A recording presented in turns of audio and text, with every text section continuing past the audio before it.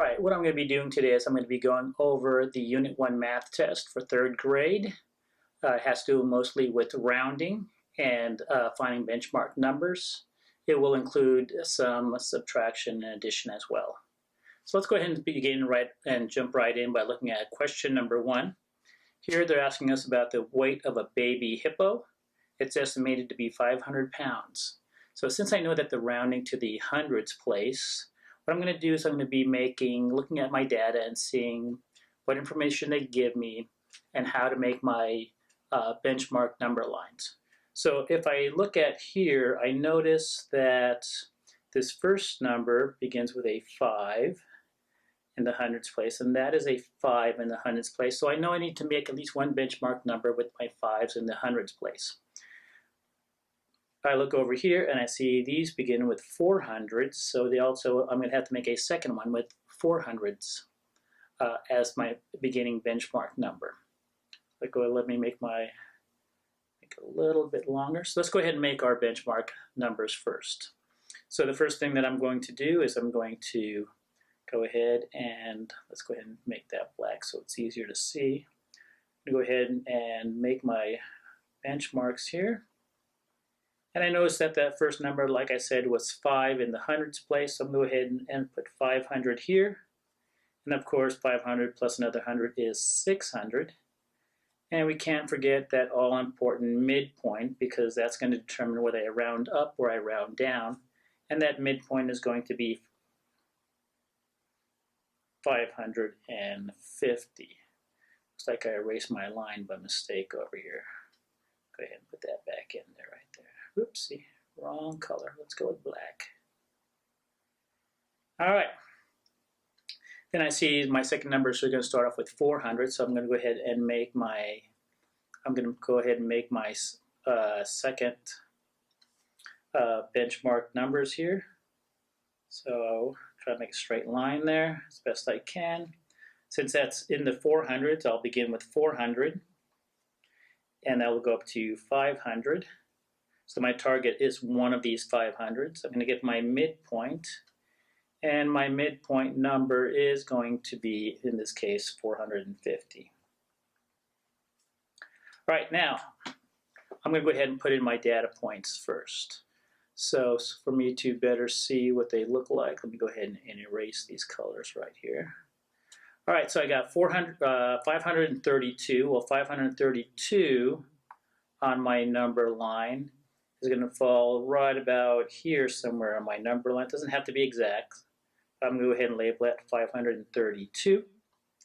And my next 500 is 589, which is way over here on my number line. 589. Okay, let's go to the 400s now. So with the 400s, let me pick a different color for 400s. My first one is 449, which is almost up to that midway point, but it's not quite up to the midway point. So 449 is going to be really close, but not there. And then my second point they give us is 423. So 423 is somewhere right around there. And then now all we have to do is our rounding to see where our numbers are going to fall. All right, so beginning with our last number, 423. I can see 423 is closer to 400 than 500. Remember, one thing that we do want to make sure that we remember is when we are at the midway point, anything from 450 up, we're going to round up. Or from 550 up, we're going to round up. Okay, so the midway point and beyond is where we count rounding up or down. Okay, so if midway point rounds up, anywhere to the left of that's going to round down. So if we look here, we could also see here pretty clearly that 589 is pretty close to 600. That rounds to 600, but we don't need 600, we need a 500. Okay, there's nothing here on the 400s to round up to 500, so I know both of those are going to round down to 400.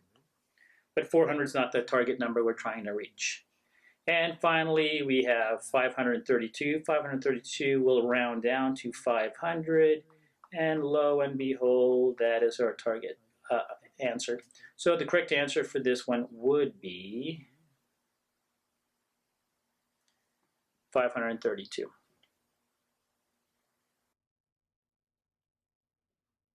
Right, for our second problem, we have third and fourth grade students. They are having a competition to sell the most candy bars. We can see that third and fourth graders sold a total of 710 candy bars, and our goal is to find out how many candy bars were sold by the fourth graders. So when I'm looking at a problem like this, I can see that we want to know how many candy bars did those fourth graders sell. So in other words, they tell us how many candy bars the third graders sold, and we know how many we have in total, which means we need to figure out how much the fourth graders sold. And they want us to write an equation, and there's a couple of different equations that we could write for this. Probably the easiest equation that we could probably make is just very simply 710 candy bars were sold. We want to know the difference. We know that the third graders sold 354 candy bars. So we could just work it out as a simple subtraction problem. But we also want to learn how to use our friendly numbers and the number line to solve an equation like this. So when it says write an equation, usually I'm thinking that it must have an equal sign. So I'm going to write the equation as 354, because that's how much the third grader sold, plus, oh my goodness, sorry about that, plus some mystery number is going to equal 710 candy bars. Now the way we're going to solve this using a number line is we're going to start off with our beginning number, and we're going to work our way up to our target number of 710. So what I'm going to do is I'm going to go ahead and start with what we have. We know we have 354. And we're going to work our way to the right until we finally reach our target number of 710, somewhere down here. Okay. So, but the first thing that we want to do is make friendly numbers. And when I say friendly numbers, we want numbers that end with a 0. So how can I get 354 to be ended with a 0? Well, we're going to do some jumps, and if I add 6 to this, I can get myself up to 360. Let me make that a little bit thinner so I can write a little bit neater. So from this point on, I can go ahead and add hundreds very easily. As we get more advanced, we don't have to add 100 at a time. We can bump it up to 2 or 3 or 4 or whatever at a time. But for now, let's go ahead and practice with just hundreds. So if I add another 100 to 360, that's going to get me up to 460. Oopsie, my mistake. Put it down here, 460. Let me go ahead and erase that part right there. Draw my line back in. This is plus 100. Okay. Then, I'm still not at my target number. I'm going to go ahead and add another 100 to this. So now I'm up to 560. Still not there. I can still also add another 100. So I'm going to go ahead and do that. I'm going to add another 100 to my number line, and that gives me up to 660. Now here's where I need to be careful, because if I add another 100, I'm past my target number, so I'm going to have to start reducing. I can't jump by hundreds, but I could choose 50 or 10s or 20s. I'm going to go ahead and I'm going to, since this is 660, I'm going to make a jump of 40, and that will get me to an even 700. Okay. My target number is 710, so it just takes one more jump. And I'm going to add 10 on this jump right here, and this is going to be 710. And now the only thing I really need to do is I just need to add my numbers together. So I've got 1, 2, oops, excuse me. Let me go ahead and erase that. I made a mistake there. Erase this over here. Okay. Let me go ahead and put that back. Alright, so I've got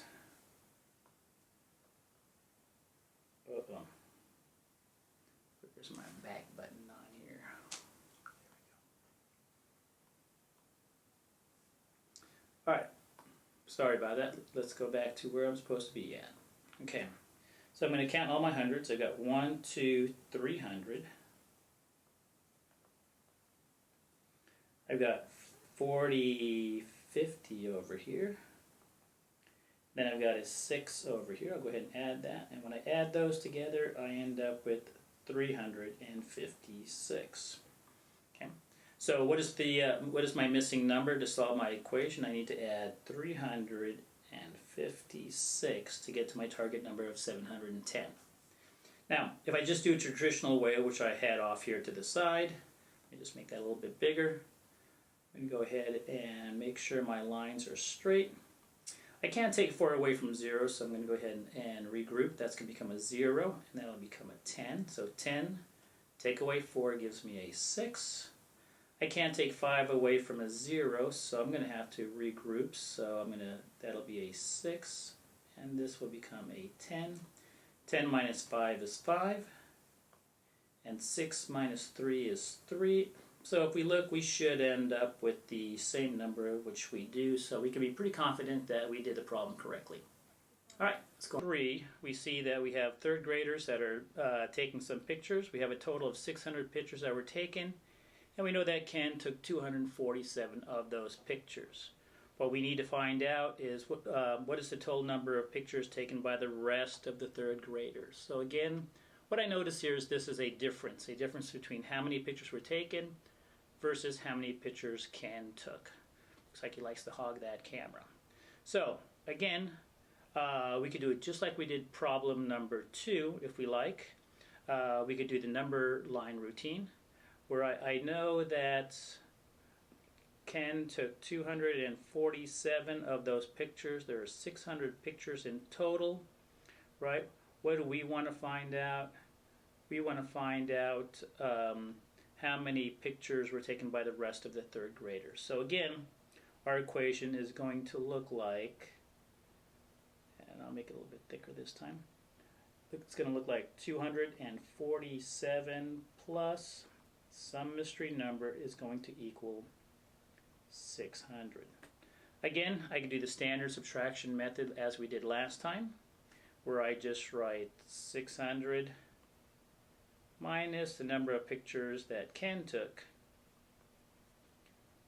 and come up with my total. But let's go ahead and try the number line routine, because that's one of the things we're practicing, is using that number line with the friendly numbers to get us to our target number. So again, as before, I'm going to go ahead and start off at 247, and our number line is going to continue till I get to 600 out here somewhere. So I notice that this ends with a 7, so to get my first friendly number, I'm going to go ahead and add 3. So adding 3 to this will give me 250, which will make my jumping easier. So we're going to do the same before as we did before, just the hundreds. So add 100. Now we're up to 350. Add another 100. Now we're up to 450. Add another 100. Now we're up to 550. Now here's where I need to be careful, because if I add another 100, I'm up to 650, and that's not what we want. Our target number is 600, but I can easily add 50. Nice easy number, that is 50. And oops, excuse me, I'm going to go ahead and erase that. I made a mistake there. Erase that small.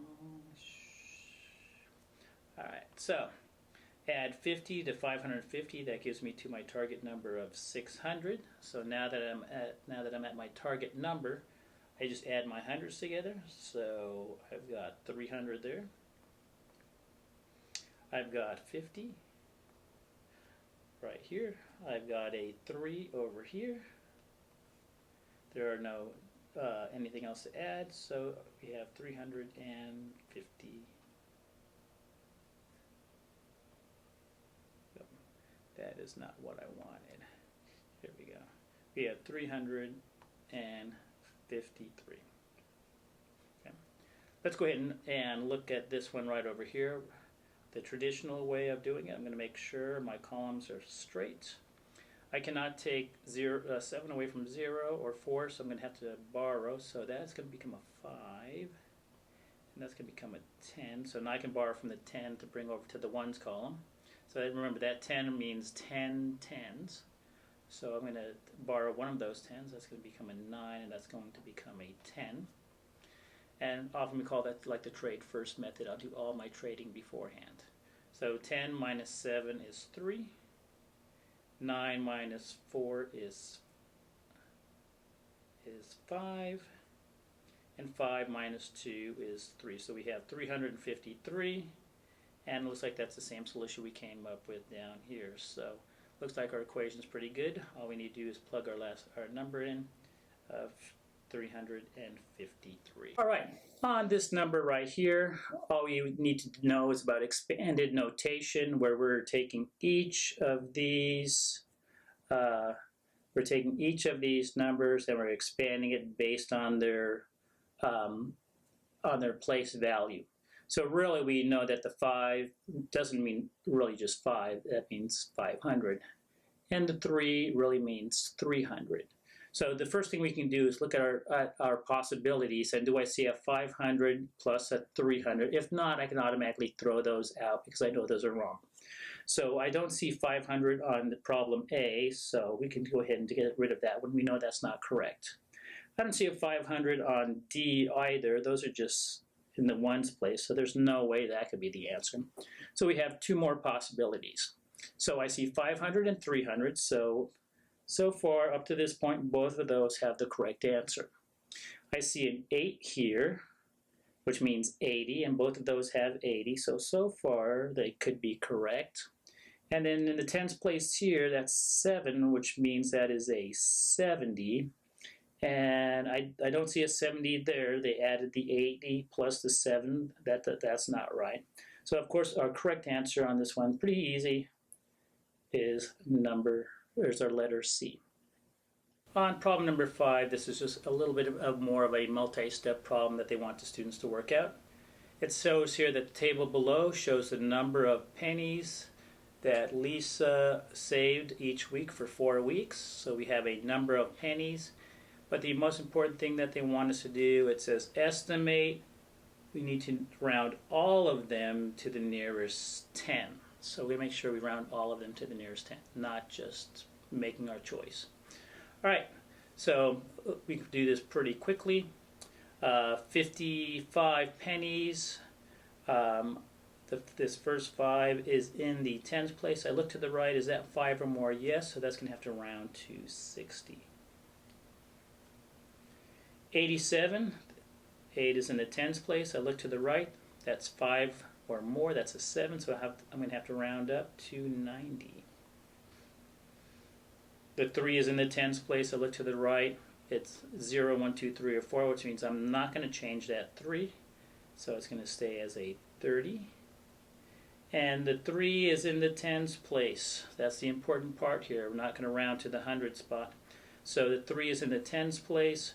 So it says round to the nearest 10, so that is already rounded to the nearest 10. So there's nothing really to do with that one. We just keep it the way it is.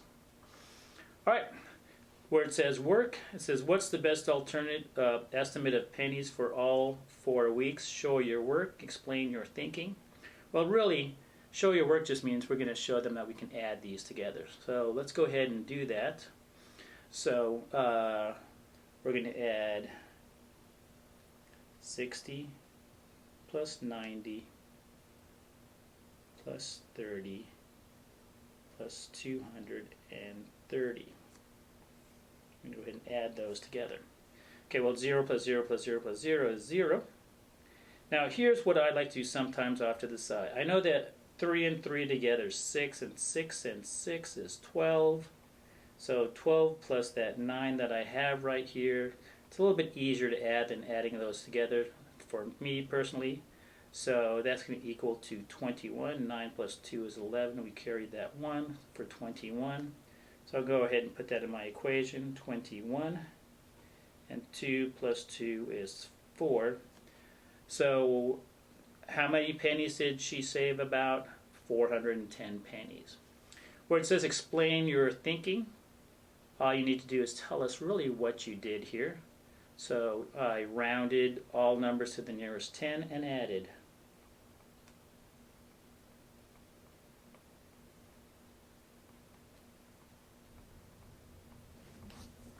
In problem 6, it's a very straightforward problem. They just want to make sure that you're able to round to a place value. So the most important thing is we read the problem a couple of times to make sure that we are rounding to the place value they want us to round to.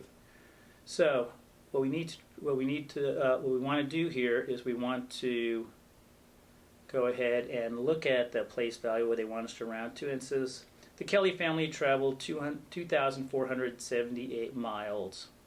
And says round to the nearest 100. That's what they want us to round to, the nearest 100. And that color's a little bit dark.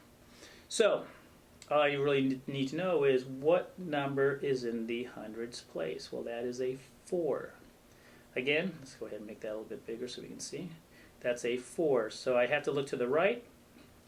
Is that number 5 or more? It is. So we're going to round up. So this will be, I will keep the 2, the 4 will become a 5, and the rest becomes zeros. So if I go ahead and look at my choices, that looks like 2,500. Our obvious answer should be choice C on this one. So that one should be a real quick, pretty easy to do. On this one, this is one of those travel problems. And if we look at the wording of the problem, one of the things that we are going to notice that it does say about how many miles. Okay, of course our answer is going to be in miles. We have to make sure that we put down the unit of measurement.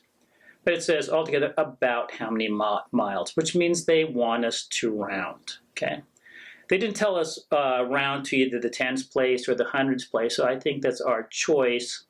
But we want about, especially when you're taking long drives, usually round to the hundreds place is probably okay. So what I'm going to do is I'm going to go ahead and look at this first distance that Noah traveled. He traveled 187 miles. If I round this to the hundreds place, I'm going to look over to the right. The 8 is 5 or more, so that's going to round to 200 miles. Okay. And then I'm going to go ahead and look at this other number. Then he drove another 326 miles, right? So that is going to round. I'm going to look at the highest place value, which is the hundreds. I look to the right. That's less than, that's less than 5. So I'm going to go ahead and keep that at 300 miles. So it says altogether about how many miles did Noah travel? Well, like we mentioned, the first number we rounded to 200. So I'll go ahead and that is 200. The second time we rounded that distance, we rounded that to 300. And from this point, it's just a simple addition problem, 500. So altogether, about how many miles did Noah travel? Justify your answer. Well, this is my justification here, as well as here and here. And then on your math problem, you're probably going to want to bring it down. And you probably want to tell the teacher 187, and that rounds to 200. And you're probably going to want to write down 326, and that will round to 300. And I think your teacher should understand that you're rounding to the hundreds place in that, right? Just to make clear, you could always underline the hundred spot so they know that you know what you're doing, right? So you can just say your final answer is Noah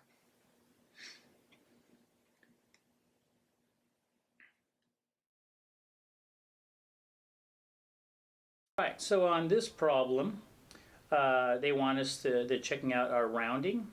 And if we look at what they're asking us to do, they will want us to round to the nearest 100. Now, whenever I see rounded to the nearest 100, right, I always know that, well, my answer is either got to be like 100, 200, 300. It can't be anything besides the word 100, 100, 200, and that's it. So if I look at my answer choices, C and D do not say 800 or 900. They're 850, 950. So I already know that both of those I could just throw away because they are not going to be one of the correct answers. So it's got to be either A or B. So how many people attended? 798 people attended. So 798 people. We're rounding to the hundreds place. The 7 is in the hundreds place. I look to the right. My decision, do I keep the 7 or I make it one bigger? Well, since that's definitely greater than 5, I'm going to have to increase the 7 by 1.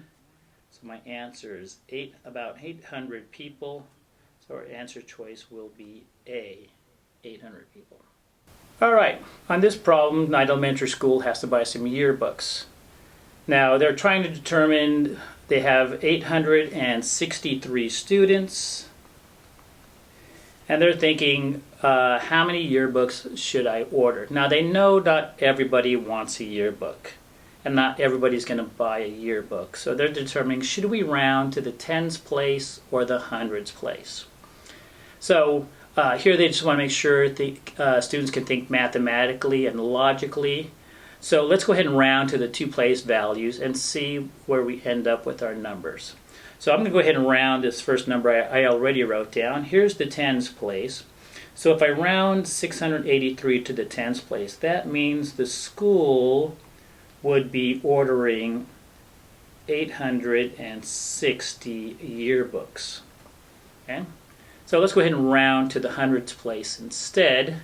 So if I have 863 students and I round to the hundreds place, I'm still going to have to round up because that 6 is greater than 5.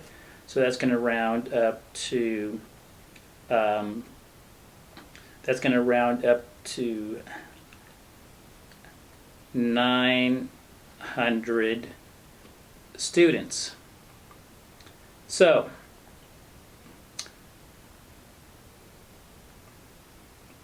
which of these would be better to round up to, the tens place or the hundreds place?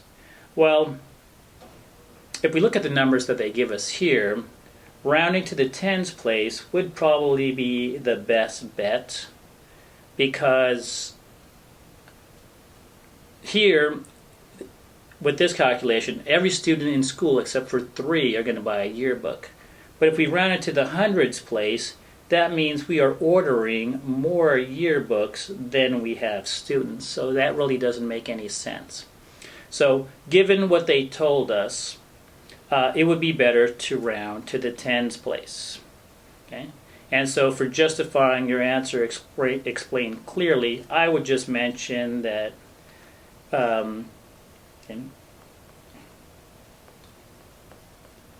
if you round to the hundreds place,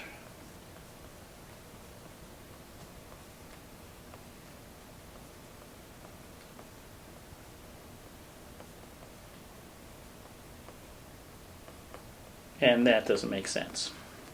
Actually, I don't really even like the 860 number, because here you're betting that everybody's going to order a book except for 3 students. So if anything, I would round down to a number like 800, something like that, to make it a little bit more logical in this actual situation.